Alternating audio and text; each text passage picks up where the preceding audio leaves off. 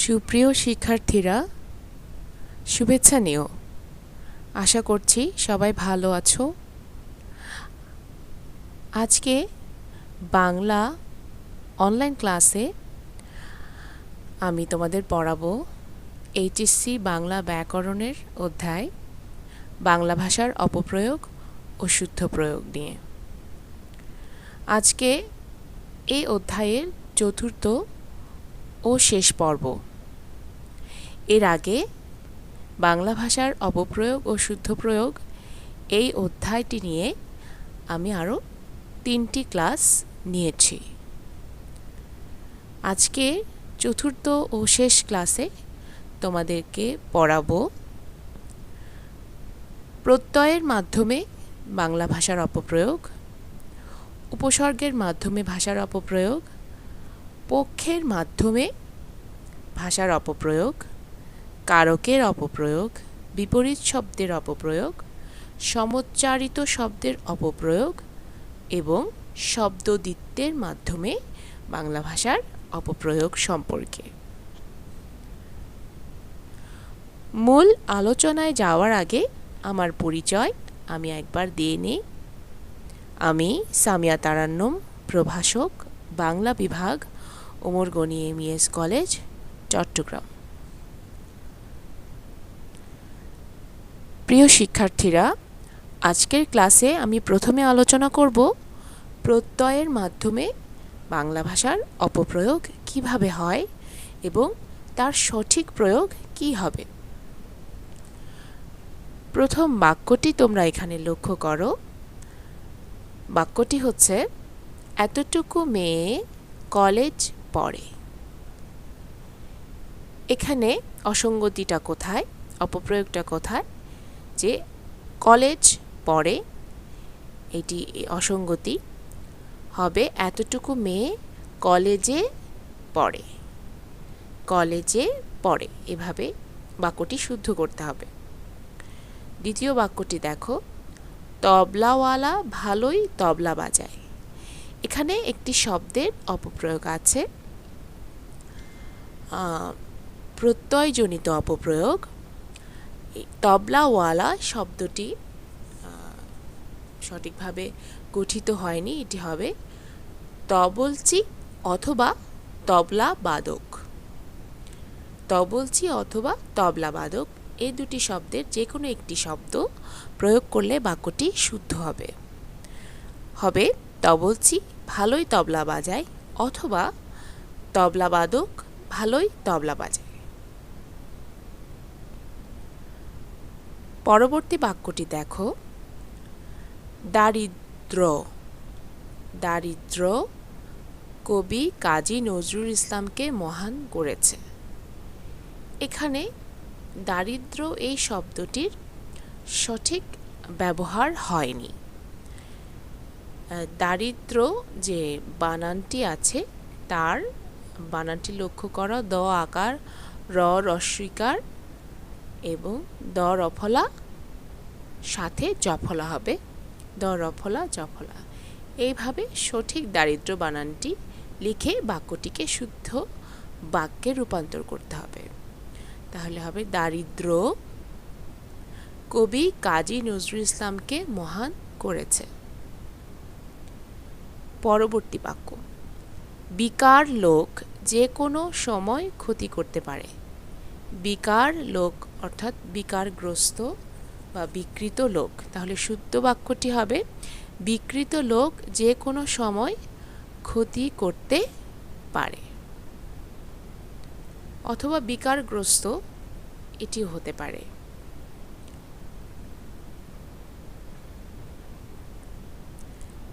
পরবর্তী বাক্যটি হলো, এটি দলকোন্দল। এই বাক্যটি এখানে অশুদ্ধ প্রয়োগ হয়েছে, অশুদ্ধ হয়েছে। এটি হবে, এটি দলীয় কোন্দল। দলীয় কোন্দল, এই দলীয় শব্দটি ব্যবহার করে বাক্যটিকে শুদ্ধ করতে হবে। পরবর্তী বাক্য, এটি তার দৈন্যতা। দৈন্যতা শব্দটি আমি আমার আগের ক্লাসগুলোতেও ব্যাখ্যা করেছি। দৈন্যতা এই শব্দটি কিন্তু সঠিক ভাবে গঠিত শব্দ নয়। সঠিক শব্দটি হবে দীনতা। এটি তার দীনতা। দৈন্যতা যখনই তোমরা দেখবে তোমরা সহজে চিহ্নিত করবে যে এই শব্দটি কিন্তু একটি ভুল শব্দ। সঠিক শব্দটি হচ্ছে দীনতা। এরপরে আমি আলোচনা করব উপসর্গের মাধ্যমে ভাষার অপপ্রয়োগ। উপসর্গ তোমরা সবাই চিনো। উপসর্গ নিয়ে আলাদা ব্যাকরণের অনেক অন্যান্য অধ্যায়গুলোতে আলোচনা হয়েছে। উপসর্গ বা শব্দের আগে বসে শব্দের অর্থকে প্রভাবিত করে, অনেক ক্ষেত্রে পরিবর্তন করে, অনেক সময় সম্প্রসারণ করে, অনেক ক্ষেত্রে সংকোচন করে। তো উপসর্গের অপপ্রয়োগের মাধ্যমেও কিন্তু বাংলা ভাষার অপপ্রয়োগ হয়। আজকে আমরা কিছু উদাহরণের মাধ্যমে সেগুলো জেনে নিব। একটি উদাহরণ প্রথমে আছে, ফুল দিয়ে তাকে সুস্বাগতম জানানো সবার কর্তব্য। এখানে যে শব্দটির মধ্যে উপসর্গের অপপ্রয়োগ হয়েছে সেটি হলো সুস্বাগতম। শিক্ষার্থীরা, স্বাগতম শব্দের গঠন কিভাবে হয়? সু যোগ আগতম, স্বাগতম। হ্যাঁ, তো এই স্বাগতমের মধ্যে কিন্তু সু উপসর্গ রয়েছে। সুতরাং এখানে আবার যদি সু ব্যবহার হয় তাহলে কিন্তু শব্দটি অশুদ্ধ হয়ে যায়। তাহলে শুদ্ধ যে বাক্য তা হবে, ফুল দিয়ে তাকে স্বাগতম জানানো সবার কর্তব্য। তাহলে সুস্বাগতম শব্দটি তোমরা ব্যবহার করবে না। পরবর্তী বাক্য, শিক্ষা উপপরিচালক, এটা উপপরিচালক হবে, সেটা তোমরা একটু লক্ষ্য করবে। ও সহ উপপরিচালক আজ এই স্কুলে আসবেন। এখানে যে বিষয়টি অশুদ্ধ সেটি হলো যে এই যে ড্যাশ বা হাইফেন এটির কিন্তু ব্যবহারের কোনো প্রয়োজন নেই। এটি একটি শব্দ, একটি শব্দে এটি প্রয়োগ করতে হবে। তাহলে শিক্ষা উপপরিচালক ও সহ উপপরিচালক আজ এই স্কুলে আসবেন, এটি হবে শুদ্ধ প্রয়োগ। পরবর্তী বাক্যটি লক্ষ্য করো, অক্লান্তিহীনভাবে প্রজন্ম চত্বরে সমায়েত হচ্ছে। এই যে অক্লান্তিহীনভাবে, এই শব্দটির এখানে উপসর্গটির অপপ্রয়োগ হয়েছে। ক্লান্তিহীন শব্দটির মধ্যে কিন্তু অ আছে, অর্থাৎ ক্লান্ত না হয়ে, নাবোধক একটি উপসর্গ এখানে আছে। এখানে অ এর ব্যবহারের কোনো প্রয়োজন নেই। এখানে এই অ উপসর্গের অপপ্রয়োগ লক্ষ্য করা যায়। সুতরাং শুদ্ধ বাক্য হবে, ক্লান্তিহীনভাবে প্রজন্ম চত্বরে সমায়েত হচ্ছে। তাহলে অক্লান্তিহীন এই শব্দটি এখানে ভুল প্রয়োগ হয়েছে। পরবর্তী যে বিষয়টি নিয়ে আমি আলোচনা করব সেটি হচ্ছে পক্ষের মাধ্যমে ভাষার অপপ্রয়োগ। পক্ষ বলতে আমরা কি বুঝি? যে আপনি, আমি, তুমি, সে ইত্যাদি যে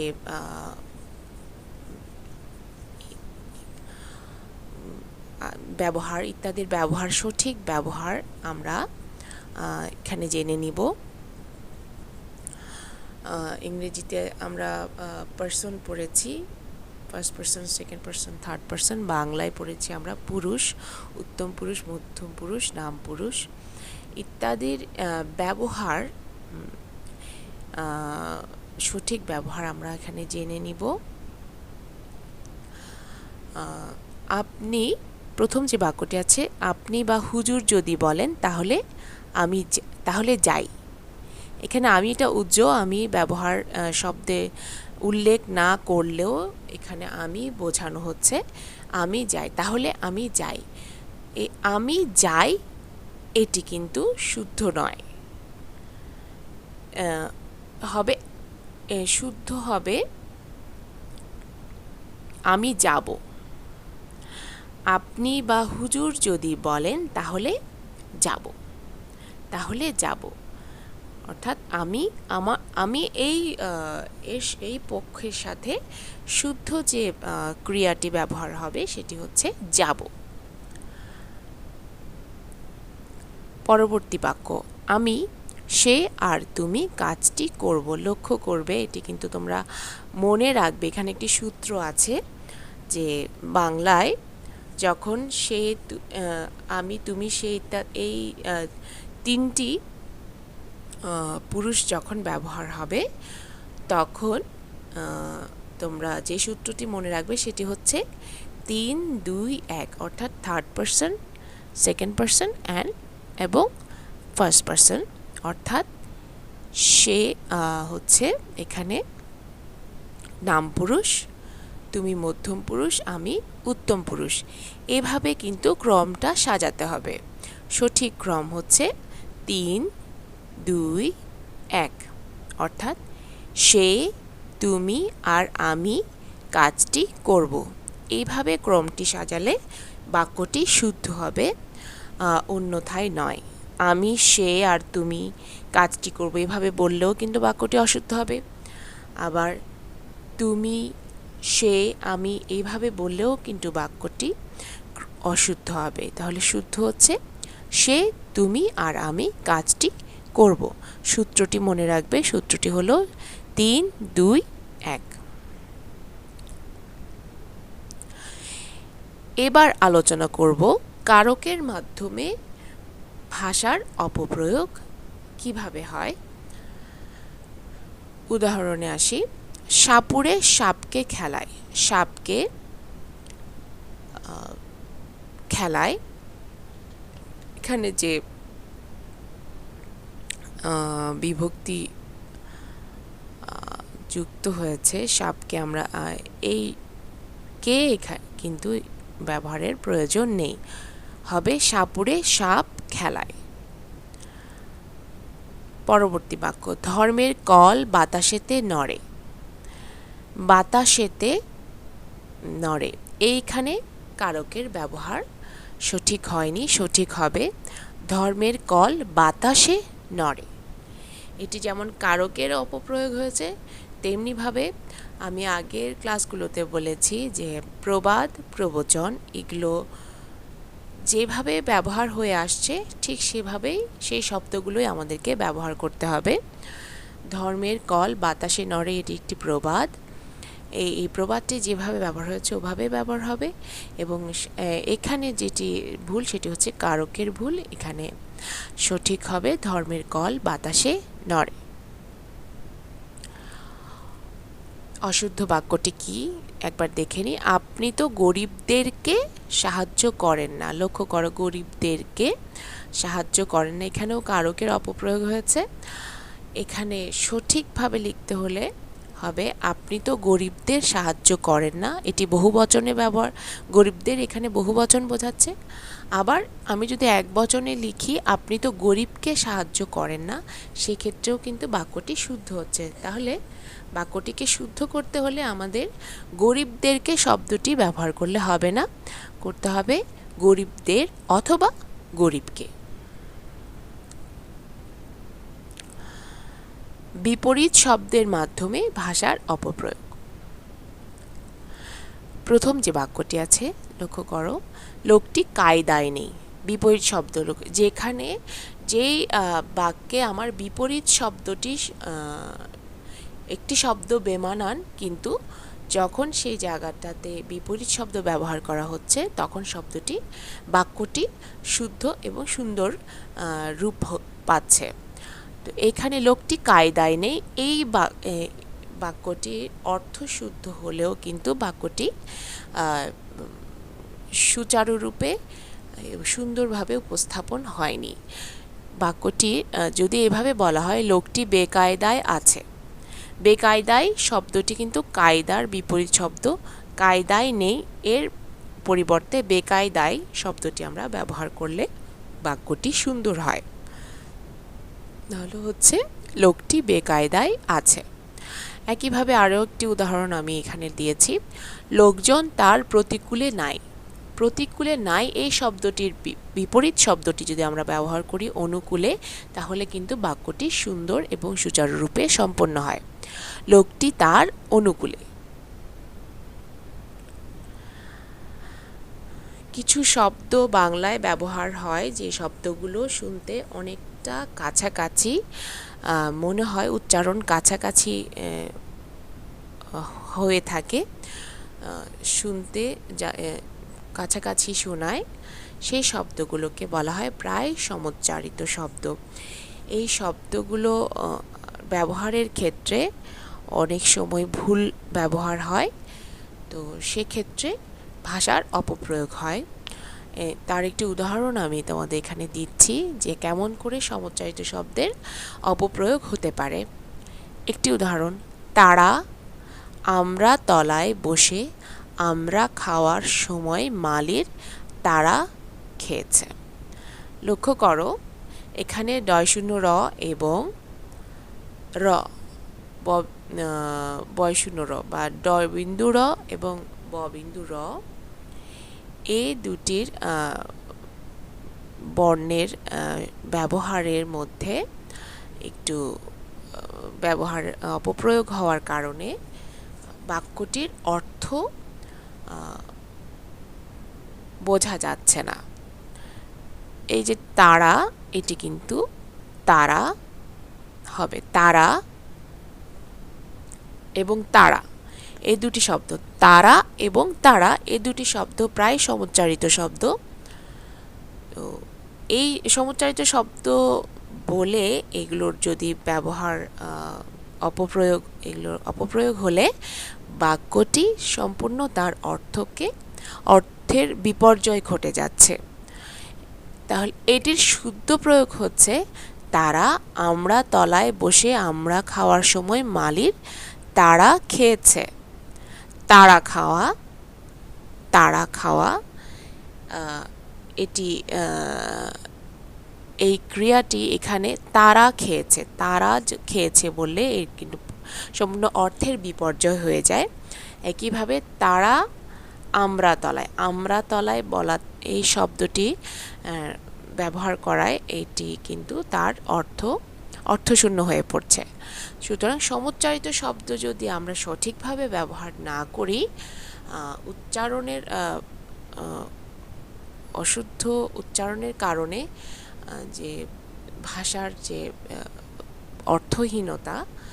অর্থহীন হয়ে যাচ্ছে, সেই বিষয়টি লক্ষ্য রাখতে হবে। তাহলে এই যে সমুচ্চারিত শব্দেরও অপপ্রয়োগ কিন্তু হয়ে থাকে, সেই ব্যাপারেও কিন্তু লক্ষ্য রাখতে হবে। আরেকটি উদাহরণ আছে এখানে, যেমন সে ভুড়ি ভুড়ি খেয়ে ভুড়িটি বাড়িয়েছে। শুদ্ধ প্রয়োগ হচ্ছে সে ভুড়ি ভুড়ি খেয়ে ভুড়িটি বাড়িয়েছে। এখানেও সমুচ্চারিত শব্দের অপপ্রয়োগটা লক্ষ্য করা যায়। তার শুদ্ধ প্রয়োগ কি হবে সেটি তোমরা লক্ষ্য করবে। সবশেষ যেটি আলোচনা করব সেটি হচ্ছে শব্দদ্বিত্বের মাধ্যমে ভাষার অপপ্রয়োগ, অর্থাৎ একই শব্দের দুইবার ব্যবহার করার কারণে যে ভাষার অপপ্রয়োগ হচ্ছে সেই সম্পর্কে আমরা জানব। প্রথম উদাহরণটি দেখো, ঘাম জলে তার শার্ট ভিজে গেছে। ঘাম জল, ঘাম শব্দটার মধ্যেই জল বিষয়টি আছে, জল আছে। ঘামের সাথে জল শব্দটি ব্যবহারের কোনো প্রয়োজন নেই।